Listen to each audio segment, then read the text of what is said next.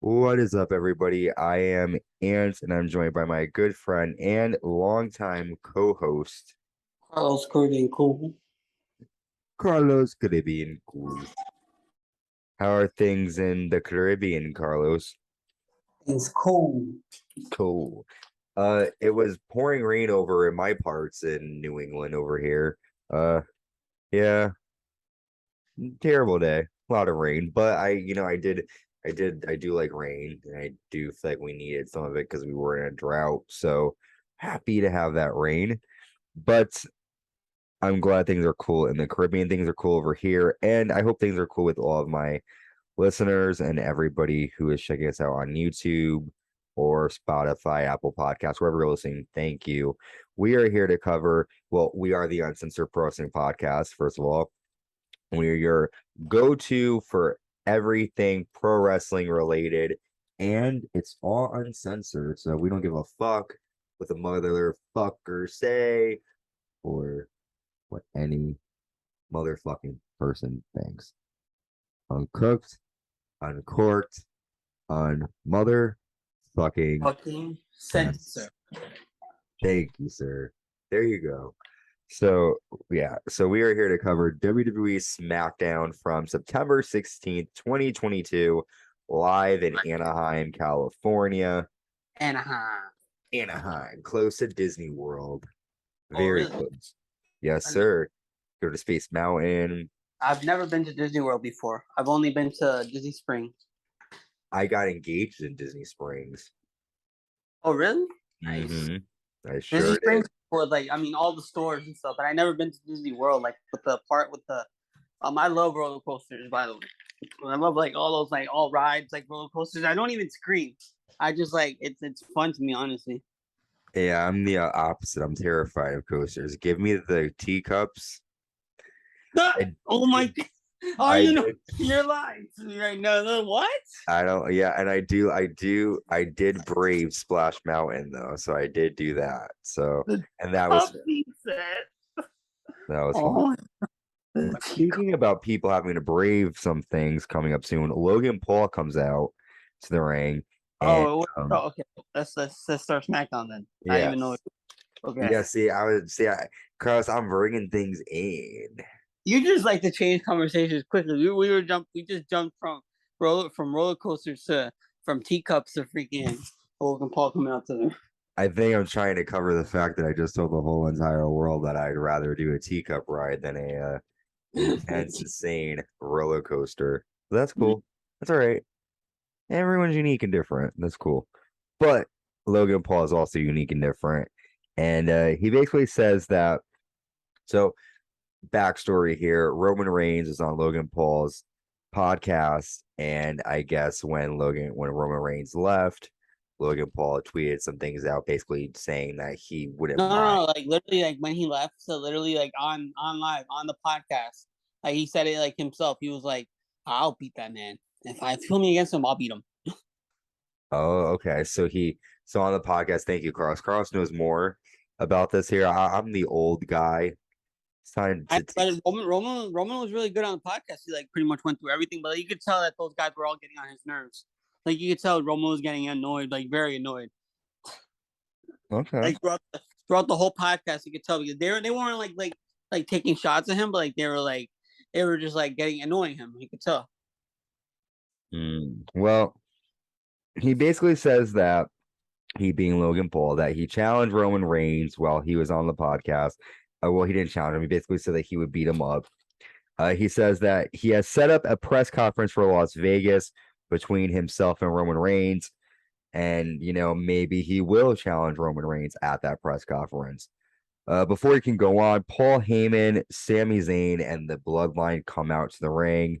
And basically, Paul gets in the ring and he shakes Logan's hand and he tells the Bloodline, let me handle this. Paul says, anyone outside of WWE who could be a Paul Heyman guy, it would be you. He goes, your brother, Jake Paul, picked a fight with Anderson Silva, who is going to knock him out. And he said, you shouldn't have opened your mouth about the tribal chief, Roman Reigns. Logan says, are you afraid that at the press conference, I will challenge Roman for the title? He says, you assume Roman would smash me, but what if he doesn't? What if I nail one lucky shot and drop your tribal chief like a sack of potatoes and become the universal champion? And then Paul says, now I have to handle you. And he basically goes solo. And then Solo gets on the apron, but then Sami gets in the ring and Sami says, I got this. Roman should have let me handle this situation with Logan Paul. And then Paul's like, fine, go ahead. Paul was like, go for it, Sami. And Sami goes to confront Logan Paul, but then Logan Paul punches Sami Zayn and he runs out of the ring after the bloodline runs in. And Ricochet then runs down to support Logan Paul. And we then have our match Ricochet with Logan Paul versus Sami Zayn. So, what do you think, though, about the potential idea at this point? We do know that Logan is going to fight Roman Reigns at Crown Jewel, but do you think Logan is a worthy contender? A lot of people laugh at Crown Jewel because they say it's pretty much whatever the Prince of Saudi Arabia's dream matches are. So I don't really think there's a lot of theory going into Logan Paul fighting Reigns. I think it's more about, them wanting Saudi Arabia wanting to see Logan Paul fight Reigns. But what do you think? Do you think he's a worthy challenger?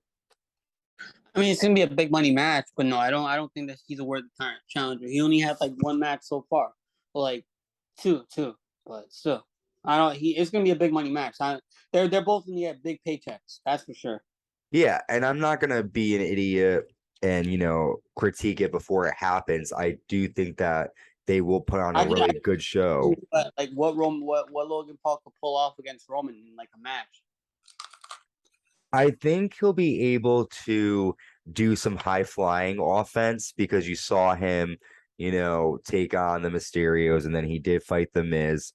And I think we'll see a lot more. I think he will bring more because he knows that he said it himself that like professional wrestling is like more fucked on your mind than any other sport because it's a huge mind game. So I do think he takes it seriously. And I do think it will be a good match, but again, I think you and I both can agree that's kind of just put there for Saudi Arabia. But yeah, I mean, so I'm excited that Roman will defend the title. That will be a good thing to see. But yeah, other than that, we'll just have to wait and see. Time will tell. But let's talk about this match. Ricochet taking on Sami Zayn. The match starts with Ricochet nailing a hurricanrana and drop kick to Sami to the outside. Sami then pushes Ricochet off the top rope, sending him into the railing outside the ring. Ricochet then nails a springboard cross body and gets a 2 count. And then this funny segment, Paul Heyman accidentally pours soda on Michael Cole's desk. And then Cole is like, you poured soda. And then Paul Heyman just pours it everywhere. And Cole's pissed. Sami then nails a nice suplex, but Jay rolls in the ring, distracting him. Sami gets in Jay's face outside of the ring, which was a pivotal moment in this match, I think. And Ricochet nails a dive to the outside on everyone. And then Ricochet nails a shooting star press and gets a 3 count. But we seem to have seen a rift between Sami Zayn and Jay. Finally, the crowd popped. After the match, Madcap Moss ran down to the ring with a steel chair to stand alongside Ricochet and Logan Paul to fend off the bloodline. Moss has a title match against Solo later. But what did you think of the match? And what do you think about we're starting to see the cracks in the bloodline. We're starting to see Sami finally find his voice. What do you think about the match and Sami confronting Jay? The match is okay. I mean, I like the way that they're building this whole bloodline thing. Yep. I thought it was okay. Ricochet always looked good. I'm not really a big Madcap Moss fan, honestly. So when I saw him come out to help, I was like, oh, great. But, it is what it is. Moving on, we get a Karrion Kross and Scarlett promo. Kross basically says, after I put Drew in the chokehold, you let go.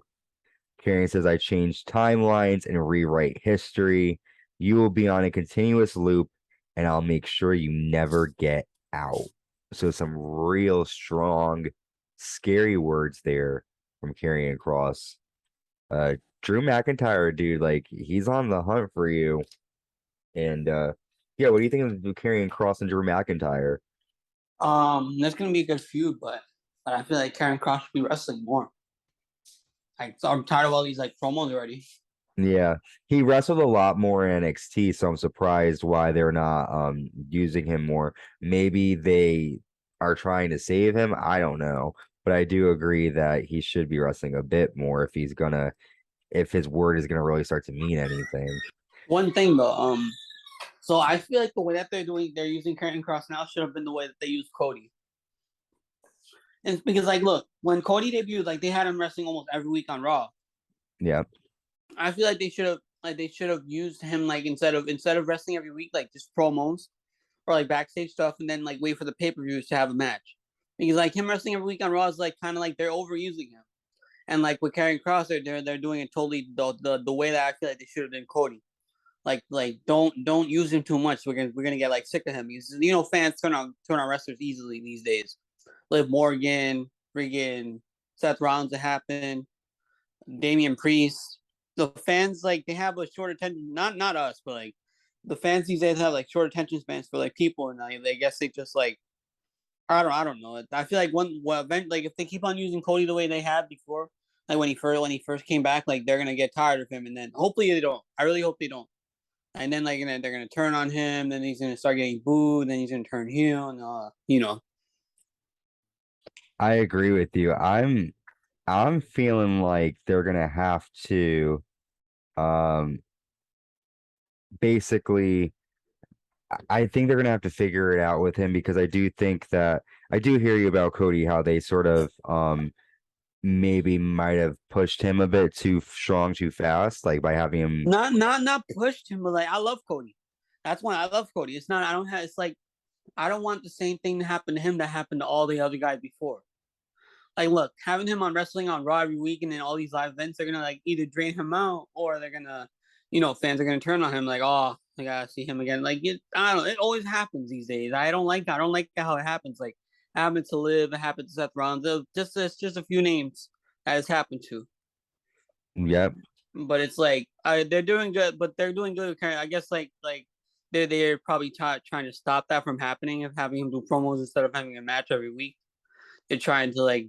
I mean, he's a heel though. I assume, right? He's a heel. Who? Karrion Kross. Yeah. Yeah, I mean, Yeah. yes, the fans are supposed to hate him, but like with the faces though, like don't you a guy like Cody should be like he's a valuable asset, honestly, in my opinion. Like he's a main eventer in my eyes, and like a guy like that like shouldn't be like overused every like only pay per views or maybe a match the night after a pay per view, but that's it. Not like every week like they were like doing the Miz versus him, Kevin Owens versus him, freaking Austin Theory versus like no, I don't know, I don't know. I feel you. Well, You get what I'm saying, though, right? I 100%. do get it. No, I do feel you. Like I do think that I think it's a hard thing with Cody because I I feel think like like I think like their thing was like they were so excited to have him back, like they got to use him every single way, and like they want to get like eyes on the product. I get that, but you don't overuse him either. but I do think too, I will say though that there would also be the fight on the other side of that. The fight would be, well, then you're not using him enough, right? Because then there's going to be people who then would say, oh, well, you're stupid to leave AEW because you're not being used. You know what I'm saying? So I Guys, see leave both. your opinions about this in the comments. I want to hear what you guys think too. Yeah, let us know. I think for me, I don't really have any bone to pick in this case. Um, but I do see your side where, maybe like a slow that he didn't have to fight everybody right away. It didn't. I just hope when he comes back, he gets a little bit of a different, you know. And part of the reason that he got injured is because of that. Because look, he got injured they said that he first got injured with the brawl with Seth Rollins on Raw. If they never had that brawl, he would have never got injured in the first place. I hear you. I Well, mean, they let's said move to on start for the this. sake of Okay, time.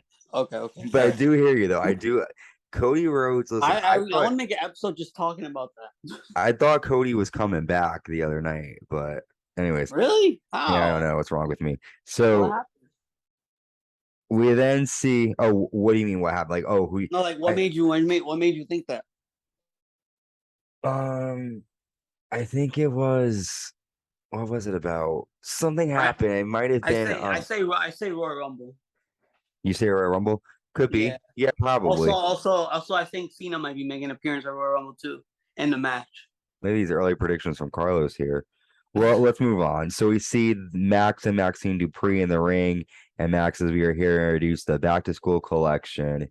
And they the maximum male models to show off. And Braun Strowman runs down and basically takes out all the models, well, both of them. And he has a powerbomb to Mansois.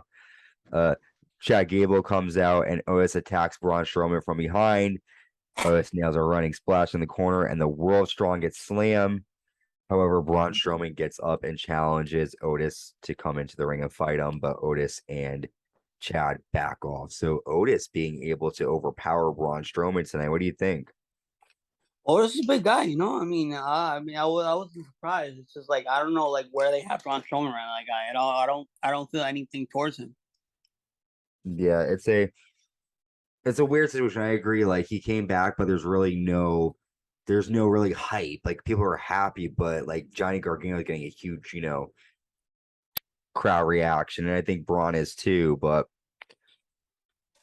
Max and Maxine, man, I'm excited about Maxine. So we then have Damage Control come out to the ring, and Bayley introduces everyone to the tag team champions. You know, Dakota Kai and Io Sky, and Bayley says that this is what greatness looks like. We have power, the power to win the titles, and the power to plow through anyone that gets in our way.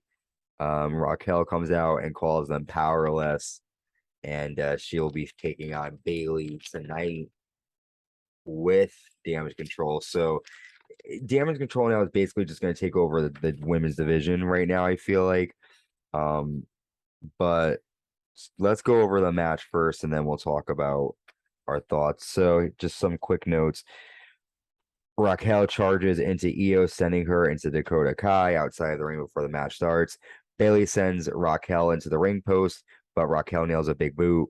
Damage Control distract Raquel, and Bayley nails a running knee to Raquel's leg. Raquel nails a fallaway slam and nails a second one. Damage Control distract Raquel.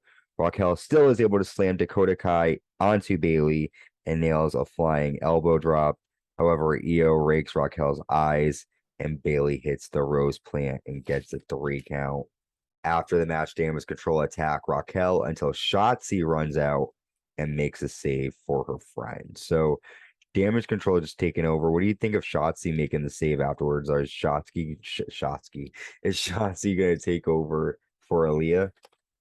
I don't care about Shotzi. After that situation that you told me about a couple weeks ago with Liv Morgan, I don't like her. Yeah, yeah. Um, I don't know. I wonder what's gonna happen. I do But that's botchamania right there. Botchmania. I do like Damage Control though. I do like They're on fire right now. Those they really are. And Raquel Rodriguez is also one to look out for too. I mean, she's awesome as well. Um, but we now have our next segment. It's pretty much Ronda Rousey and the SmackDown Women's Champion Liv Morgan having a face-to-face. And Liv says, I'm the only person to defeat you twice. Honestly, you should respect me. Instead, you say, I don't deserve to be the champion. Both times in our match, your shoulders were on your back.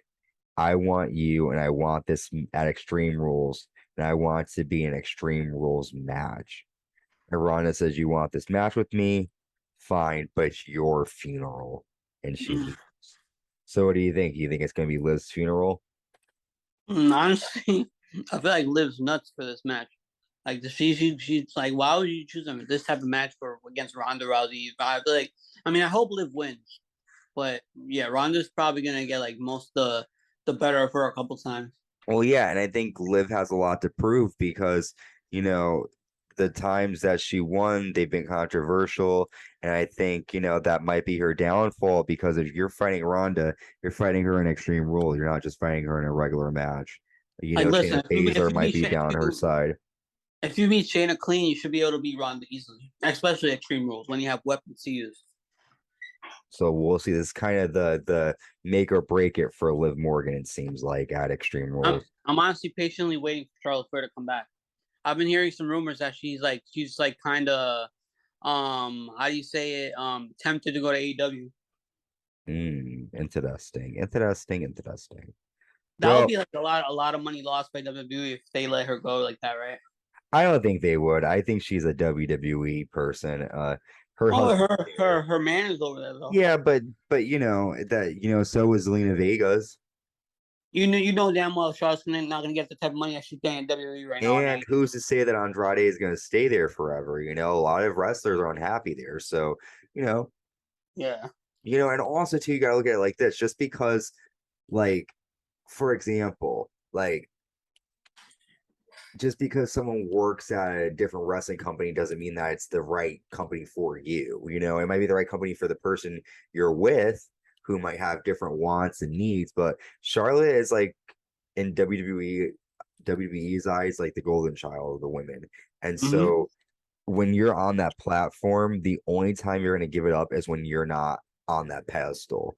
And she's on that pedestal, and she's not going to give it up until she gets pushed off, and then she'll go and join AEW or some other place. But moving on, Drew McIntyre comes out and stands on the announce table, and Drew says, Karrion Kross, unless you jump me from behind, you don't have the balls to step up to me. Time is running out for you. 3, 2, 1, lights out.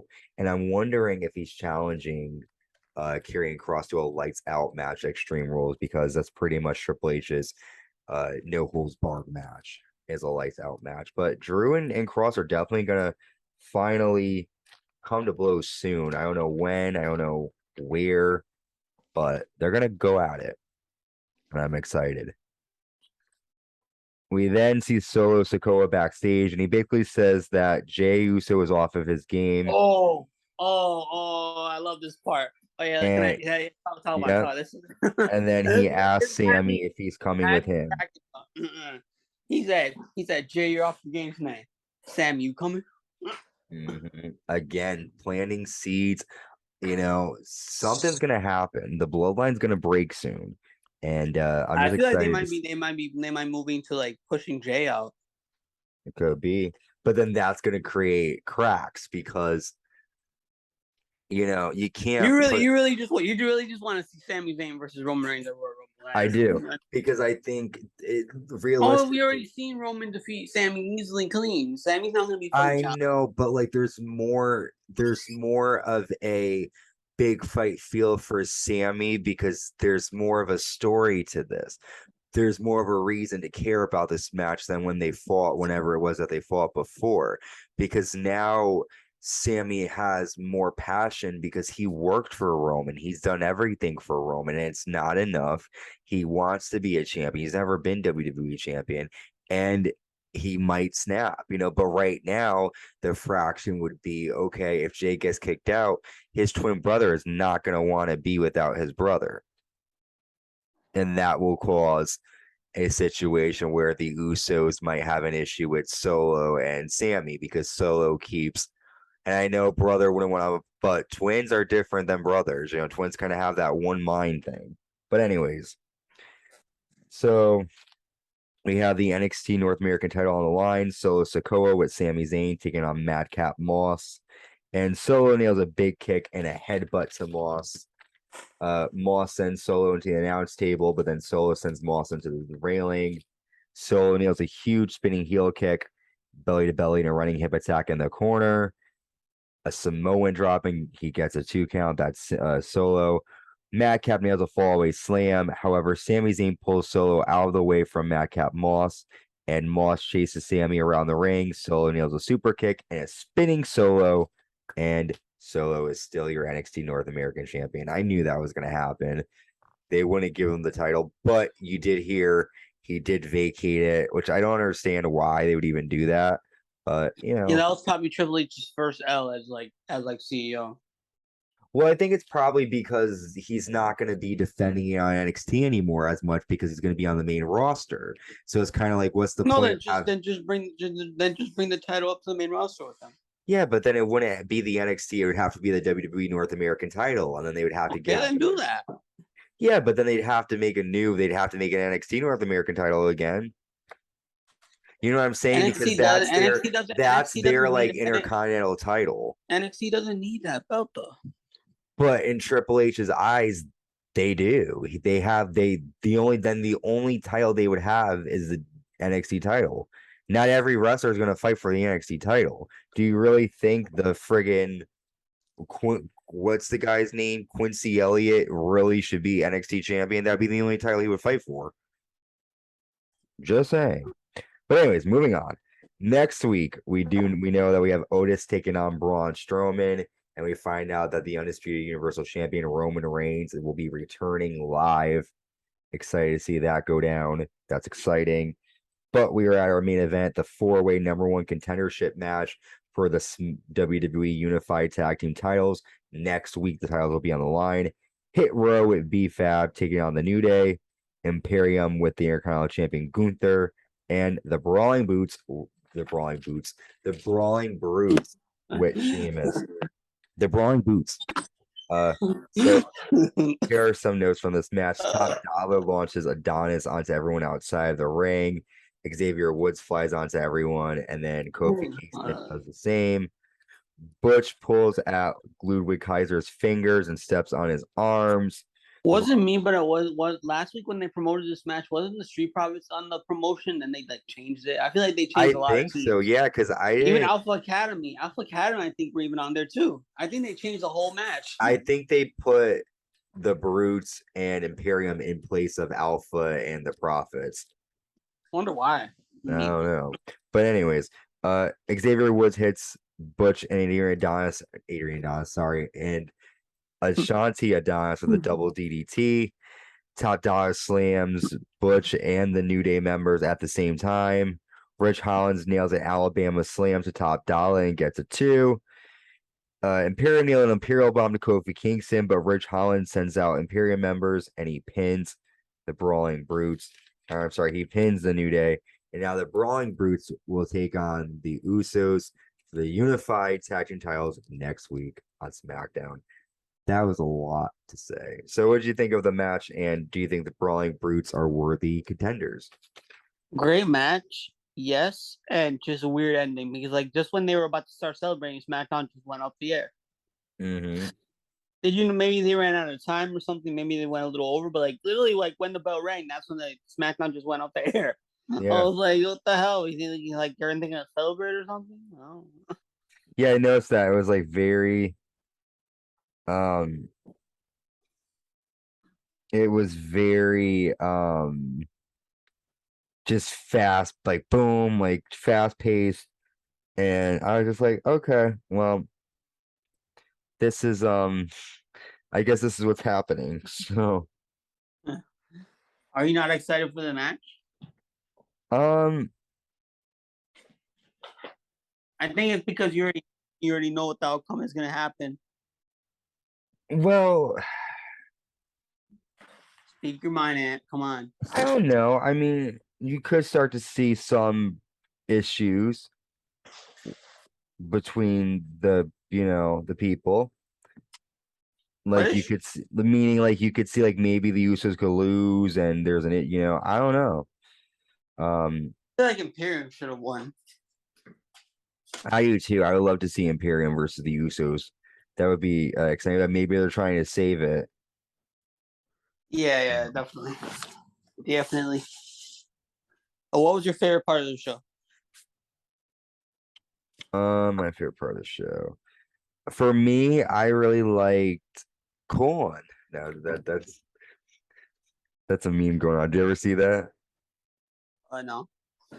It's this little boy. They ask him why does he like corn. And he goes, for me, I like corn. When I tried it with butter, everything changed. It has the juice. I liked. Let me look back at my notes to see because it's like hard for me to remember because a lot's happened this week with WWE. Yeah. Surprisingly, I kind of liked the Liv Morgan and Ronda thing because I kind of am just like waiting to see what's going to happen with them. I don't know. And I don't know. I wasn't really too keen on this week. I thought it was okay, but I just felt like there wasn't really much happening that left me like, oh my God, it was good. Like I always like seeing Damage Control. Um, Roman Reigns, will be back next week, so I'm excited about that. Maxine Dupree looks good, but I feel like this episode, a lot of it was kind of just like filler. There wasn't really a lot to take from this. But what about you? What was your favorite moment from this week's SmackDown? The backstage segment with the Usos and Sami Zayn. Yeah, Yeah, I really enjoyed that part. I was like, wow. the seeds are being planted, my friend. It's just like Kevin Owens is like a whole different story right now. Like what I thought he would be like play a part into this, but I guess not. No, Kevin Owens is sort of doing his own thing, but remember, he did say to Roman Reigns that, He you owes still him owe. one. Roman doesn't owe him nothing. He doesn't owe anyone anything. Oh, we'll see, man. Well, I mean, I don't know if Kevin Owens agrees with that, but I that mean, Roman beat him like 3 times in a row. What the fuck does he owe him? Nothing. well, listen, I will say the last time they fought, if Paul Heyman didn't take forever to unlock that fucking key, right? Who knows what would have happened? Because fucking remember that whole situation? He was supposed to unlock the key and it took him like 10 hours to get it open. Oh my god! Stop. And then Kevin Owens is like laying there. It was Fuck, the I'm last supposed to man act like standing. I'm hurt. It was the last man standing match. What do you mean? No, I know. I'm just cracking up because like Kevin Owens is laying there, like waiting for them to unlock the fucking key. What a night. Well, listen, it was a good episode. Some stuff happened, but we are on the road to Extreme Rules. We have our new episode of Raw coming out this week, and a lot to unpack pretty soon with stuff, White Rabbit stuff, Dexter Loomis stuff. But yes, SmackDown's gonna be good next week too. Roman returns, Brawling Brutes versus the Usos, Braun Strowman versus Otis. I'm sure there's gonna be more matches announced, obviously live at the show. But Carlos, thank you for joining me. Everyone be safe. And yeah, that's all we have for today, right? Yes, sir. All right. Peace out, guys. Peace out, everybody. Be safe. Bye. See ya.